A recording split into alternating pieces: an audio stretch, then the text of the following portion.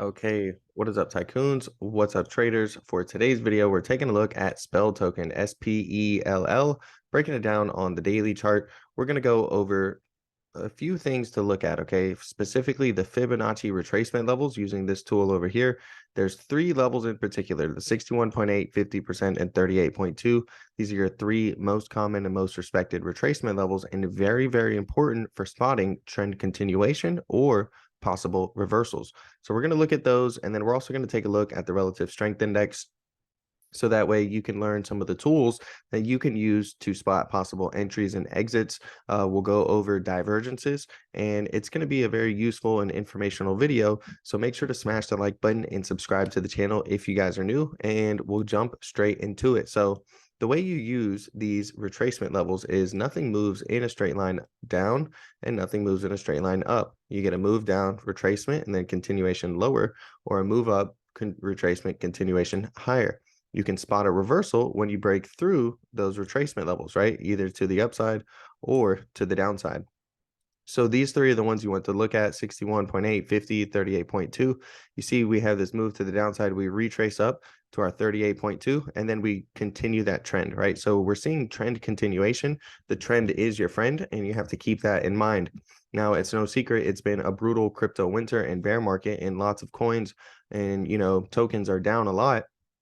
So, we're seeing this trend really continue, right? But even here, we see we come down, we retrace up to the 61.8% this time, and then we continue that trend and head back lower. So what we're doing is we're taking our most recent high, okay, up here from the last time we retraced up and got to the 61.8, connecting it to our most recent low. And you can see we've come down and we've retraced up to our 50% retracement level. So unless we're able to break past these three levels right here, that's when we're going to get a reversal. But if we don't do that, we're going to get a rejection for a normal, healthy retracement up, and then a continuation down lower. But that doesn't mean we have to be all bearish, right? There's still times when you can make trades to the upside, even in a bear market. And so one thing I want to look at and really kind of teach people about is going to be bullish divergence. So a bullish divergence is when, if we take a look at these circles here, we have a low and then we have a lower low, right? So clearly the token is in a downtrend heading lower in price.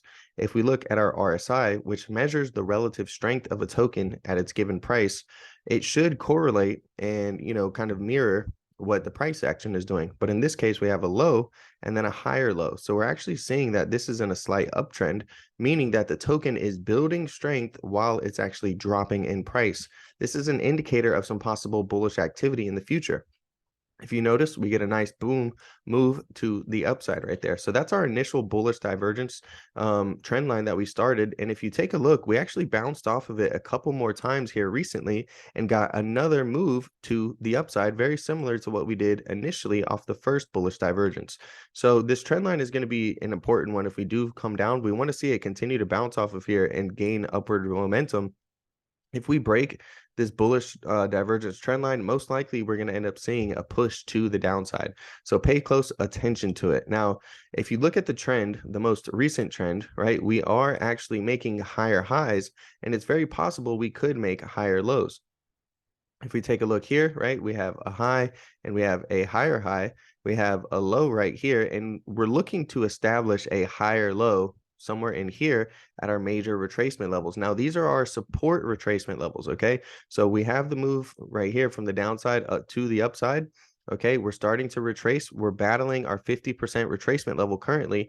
If we hold this level, there's a good chance that we could continue back up higher on the shorter term, right? So, we're looking for trend reversal. So we have the larger trend from up here down and possibly going to continue. We're looking to see if we can break through our retracement levels and get a reversal there.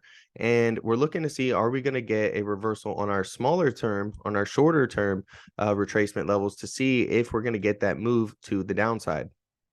So, these are the three main support levels you need to pay attention to, basically 0.007060, 0.0006684, and 0.0006308.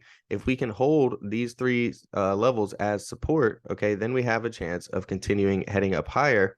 But you need to be cautious up here, because even if we do get a move higher and we end up coming up to our 61.8 retracement resistance level, that is at 0.00 0.9215.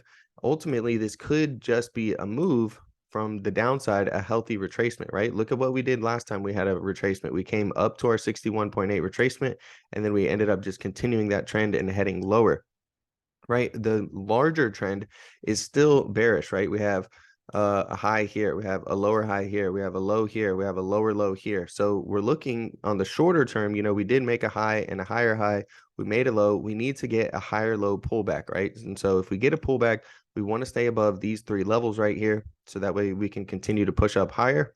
If not, we're going to get some type of reversal, possibly retest our recent lows. And if we do come up to our major retracement levels, we want to make sure that we actually get a breakout and not just a healthy retracement and continuation lower. So if things do push up higher, make sure to take some profit, protect your trade up here at these levels. So that way you're not caught by surprise in case all of a sudden it reverses. And, if we do get a breakout, right, you want to see it break out and retest our 61.8 retracement level as support and continue up higher. Because, if we do just pop out of here real quick, we could get a look above and fail. That's not something we want. We want to see it continue to push up higher and really break the larger trend of making lower highs. Again, on the shorter term trend, this thing has rallied very, very impressively. If we look from the lows to the highs, had a very strong move up about 60%. We are pulling back a little bit, but it's a healthy pullback right now. Okay, we were overbought on the RSI. That's above 70. That's this line right here. Anytime you're overbought, it's generally not a good idea to buy into something, because you're due for some type of a pullback. We're no longer overbought.